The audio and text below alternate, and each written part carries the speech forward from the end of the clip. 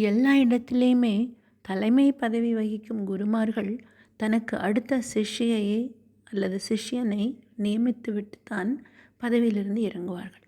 அதுபோலத்தான் லக்னோவில் கிண்ணர் சமுதாயம், அதாவது திருநங்கைகள் சமுதாயத்தில் குருவாகப்பட்டவர் தனக்கு ஒரு சிஷ்யை வேண்டும் என்று எண்ணி பரிசோதிக்கிறார். யார் மிகவும் நேர்மையானவர் என்று, தீயவற்றைக் கண்டு கொதித்தெழ வேண்டும்.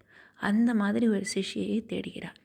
மிராஸ் என்னும் ஒரு திருநங்கை தனக்கு அந்த பதவி வேண்டும் என்று எண்ணி குரு யாரை தேர்ந்தெடுக்கிறாரோ அவரை தனக்கு போட்டியாக எண்ணி அவரை கொல்ல முயற்சி செய்கிறார். அதே சமயத்தில் இந்த மிராஸ் என்னும் திருநங்கை வேறு ஒரு மனிதனுக்கு கல்யாணமான ஒரு பெண்ணை கடத்தி கொண்டு வந்து கொடுக்கிறார்.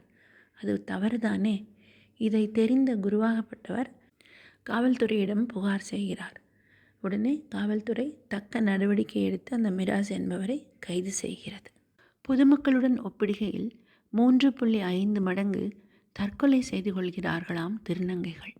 திருநங்கைகள் யாராவது இறந்துவிட்டால் செருப்பால் அடிக்கிறார்கள்.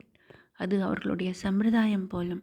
மிராஸ் கைதான விட்டு ஒரு நல்ல நாளில், அதாவது பௌர்ணமி அன்று தனக்கு சிஷ்யை ஏற்பாடு செய்கிறார் அந்த லக்னோவை சேர்ந்த திருநங்கைகளின் குரு.